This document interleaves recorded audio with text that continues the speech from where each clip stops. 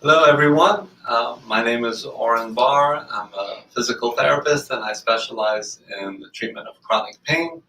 Um, my company is Rebalancing Health, and I'm following on from the last couple of weeks. We were talking about the pain smoothie. Okay, so pain is not just a signal that goes up to the brain. It's the information that goes from the body is just one ingredient in a kind of a smoothie that the brain puts together and creates the pain experience for us. It's a brain construct, and one of the today I want to delve into one of the ingredients, which is context. Okay, the brain is very context dependent. The context when the information arrives will determine the pain experience. It'll determine whether you have a pain experience at all, or the intensity, or the quality, and so on. Context is a very, very important ingredient in that smoothie, and so let's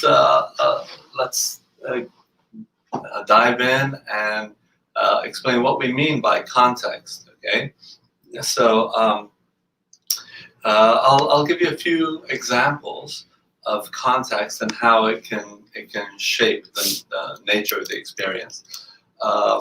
They say that people who are rear-ended end up, about 92% of them end up with chronic neck pain. Okay, and that's being rear-ended at any speed. It could be 40 miles an hour, it could be 2 miles an hour, just across the board. People who are rear-ended usually end up with some kind of chronic pain condition. Chronic pain meaning that the pain has lasted for more than 3 months. Okay, so again, if you're just thinking about it in terms of, well, they have an injury and that sends pain, and being rear-ended is pretty bad, so that explains that. However, here's an interesting fun fact. Derby drivers are people who choose to be in car accidents. They're people who get into their car and drive around and hit other cars, and they say that an average Derby driver experiences about 10,000 crashes per career. That's a lot of crashes. Some of them are from the side, some of them are from behind, but the number of Derby drivers that end up with chronic neck pain is about 2%. Well, that's interesting because the impact is no doubt very similar, even worse with a Derby driver than for a lot of the people who are rear-ended. But what is the biggest difference here between these two groups? Well, when you're a Derby driver, you choose to be in car accidents. It's actually fun. It's what you want to do, is to get in a car and crash with other cars. So for all the impacts that occur while you're a Derby driver, the brain is processing as okay, as safe. This is by choice. This is good. Whereas when you're rear-ended, you're just sitting there in your car minding your own business when somebody crashes into you and messes up your day, messes up your life.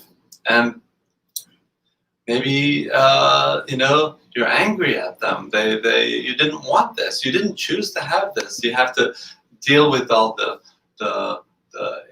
injury, the hospital bills, the insurance with the car, the anger of, like, maybe they were on their phone or whatever it is. The context between these two groups is completely different, and that's what is important to understand about pain and how the brain is processing pain.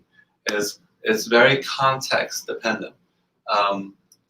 Another example for anyone who's ever brushed the hair of a young girl with long hair. is that if you've just had a fight with your child or an argument, and then you go to brush their hair, it's very unpleasant. Oh, you're pulling my hair, it's hurting me, you're hurting me. But if they're in a different context, then they tolerate it well. It might even say, "Oh, that feels nice. I love it when you brush my hair." Another example, this article right here, which was done at this is a Harvard study. He's asking the question: pain is more intense when inflicted on purpose. Okay, so that's a good question. If you are hurt by somebody, if you're injured by somebody, but you know that they did it on purpose, does that change anything? And this study was very cleverly set up so that he had one group of people who could rate their pain when they received a certain painful stimulus. But then when they knew that that stimulus was inflicted on purpose, when they were asked to rate their pain, they rated it significantly higher. So the point is that we can use context to modulate pain. We can change the ingredients of the smoothie by changing the context.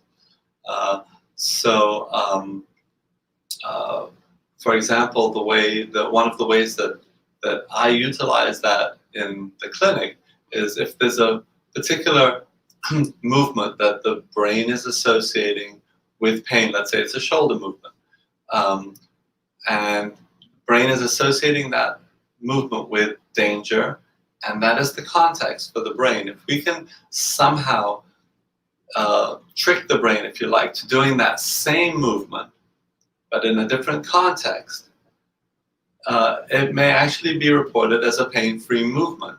And then the key is to repeat it in the different context, and gradually have the brain realize that it's actually the same movement. So maybe the offending movement is not that dangerous, in which case it modulates and it changes the ingredient of the smoothie, and then the original movement becomes not painful. So that's just one of the ways that we can use context to change pain, and that's it's actually very encouraging because it opens up a whole sphere of different treatments that don't have to do with fixing the ligaments or the joints or the muscles, which is what a lot of people believe causes their pain.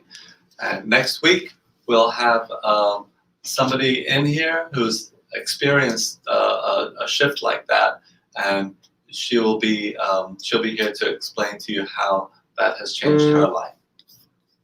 Thank you for listening.